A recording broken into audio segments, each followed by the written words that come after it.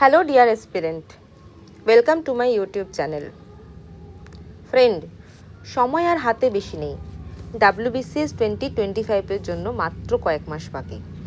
আজ থেকেই শুরু হবে আমাদের WBCS ম্যারাথন 2025, যেখানে থাকবে সিলেবাস, বিগত বছরের কাট অফ আর 10 to 15 ইয়ার্সের PYQ নিয়ে ডিটেল আলোচনা। সিলেবাস প্রত্যেক সাবজেক্টের up to the exam point of view নিয়ে আলোচনা, কারণ সময় আর হাতে বেশি নেই। এই কম সময়ে পুরো সিলেবাসটা কভার করে মক টেস্ট দিয়ে এক্সাম হলে কিভাবে যেতে হবে এই নিয়েই এখানে আলোচনা হবে। তাই সব সিলেবাসে PhD করার দরকার নেই, শুধু এক্সামের কোশ্চেন প্যাটার্ন দেখে আমাদের ফোকাস করতে হবে। এই ম্যারাথনটা হবে ফুল রিভিশন, এক্সাম ওরিয়েন্টেড প্রস্তুতি, কোনো বাড়তি কথা নয়, যা প্রয়োজন সেইটুকুই। তাহলে একসাথে শুরু করি, কারণ বিজয়ী সেই হয় যে শেষ পর্যন্ত লড়ে, তাই তো? সব কম্পিটিটিভের এক্সামের জন্য স্ট্রেস ম্যানেজমেন্টটা ভীষণ ইম্পর্টেন্ট। সো আমার একটাই request, stay healthy and stay happy. আর শুরু করার আগে একটা ছোট্ট কোড দিয়ে শুরু করি, dream does not work unless you do, তাই তো? চলো শুরু করি সিলেবাস নিয়ে। সিলেবাস নিয়েই প্রথমে বলি যে একটা কন্ট্রোভার্সি কদিন ধরে চলছিল যে 2025-এর এক্সামটা কি নতুন সিলেবাস প্যাটার্নে এক্সাম হবে নাকি পুরনো সিলেবাসটাই কন্টিনিউ হবে। একটা কন্ট্রোভার্সি অনেক দিন ধরে চলছিল। ইভেন পিএসসির তরফ থেকেও নতুন সিলেবাস আপলোড করে দেওয়া হয়েছিল। তো এই নিয়ে স্টুডেন্টরা অনেক কন্ট্রোভার্সির মধ্যে বিগত কয়েক মাস ধরে চলছিল।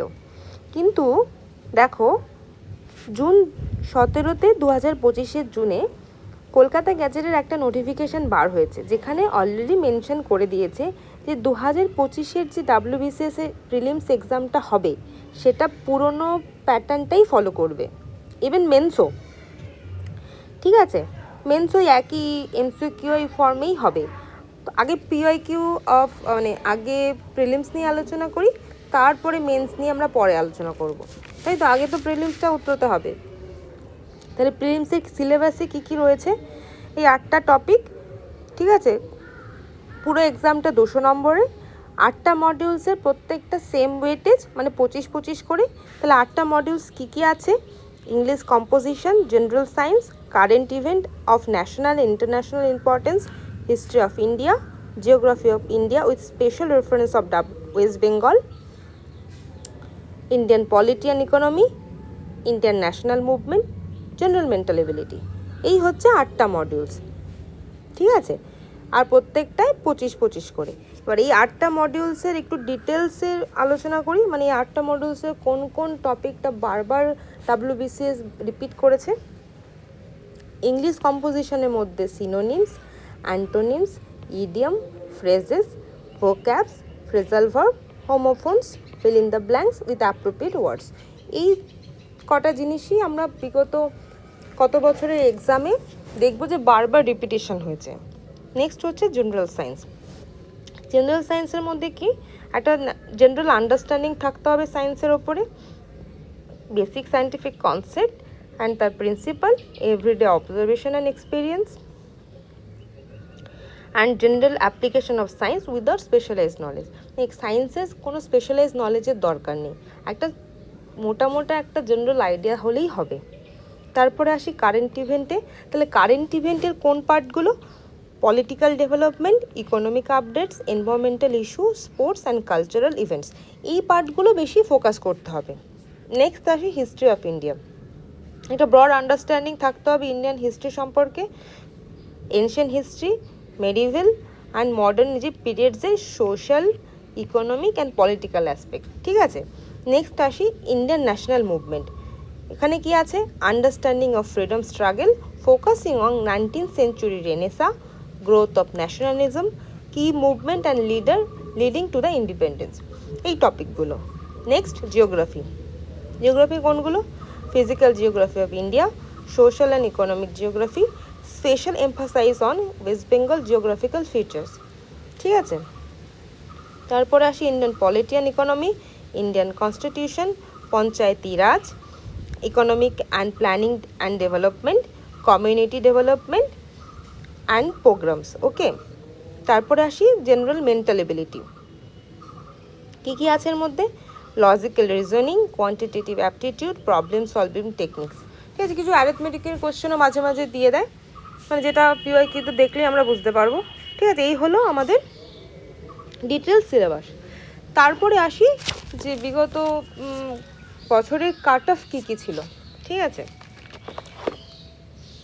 তো এই তো হচ্ছে তোমার কাট অফ আনরিজার্ভড, রিজার্ভড, মানে EWS, OBC, AB, SC, ST, আর হচ্ছে ফিজিক্যালি চ্যালেঞ্জড যারা, তাদের। এখানে একটা টেবিল ফর্মে দেওয়া আছে, তোমরা একটু দেখে নিও।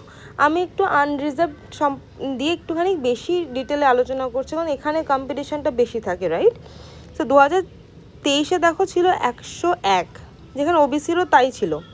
2022-এ ছিল হচ্ছে তোমার 130.39, 21-এ 21, 20-তে 27, 19-এ 5, তারপরে কনসিকিউটিভলি কমছে, কিন্তু 130 ছিল 22-এ।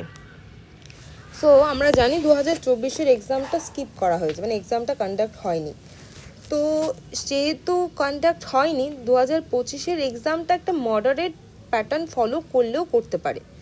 ঠিক আছে, তাহলে আমাদের যেহেতু একবার 130 কাট অফ গেছিলো, তা আমাদের লক্ষ্য রাখতে হবে যে কাট অফ মেবি 30 থেকে 32-এর মধ্যেই থাকবে, এর ওপরেও যেতে পারে।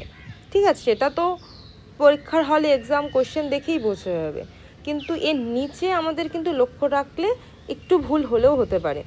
লক্ষ্য সবসময় উপরে থাকলে তাহলে কিন্তু কোনো সমস্যা হয় না, তাই তো? তাহলে আমাদের এটা মাথায় নিয়ে চলতে হবে যে কি কাট অফ কিন্তু এর মধ্যে থাকতে পারে, এর নিচে থাকার সম্ভাবনা কম। ওকে, তাহলে ফ্রেন্ড সিলেবাসও ক্লিয়ার হয়ে গেল, প্রিভিয়াস ইয়ারের কাট অফও জানলে। এখন তোমাদের হাতে আছে রোড ম্যাপ আর লক্ষ্য, বাকি শুধু হার্ডওয়ার্ক অ্যান্ড কনসিস্টেন্সি। মনে রাখবে, WBCS এক্সাম যতই কঠিন হোক, যারা পরিকল্পনা মেনে প্রতিদিন মন দিয়ে পড়ে এবং নিজেদের দুর্বলতা কাটিয়ে ওঠে, তারাই শেষ পর্যন্ত সাফল্য পায়। তাই এই চ্যানেলে আমরা WBCS এর জন্য ফুল ক্লাস নোট, মক টেস্ট আর স্ট্র্যাটেজি শেয়ার করব। তাহলে লাইক, সাবস্ক্রাইব আর বেল আইকনটা প্রেস করে রেখো, যাতে কোনো আপডেট মিস না হয়। আজকে এই পর্যন্তই। নেক্সট ভিডিওতে আমরা এই যে 8টা মডিউল দেখলাম সিলেবাসে, প্রত্যেকটা মডিউলসের ডিটেলস পিওয়াইকিউ নিয়ে 10 থেকে 15 বছর কী ধরনের প্যাটার্ন ওরা ফলো করেছে, এই একটা আইডিয়া নিয়ে আমরা আলোচনা করব। ঠিক আছে, আজকে এই পর্যন্তই। সবাই ভালো থেকো।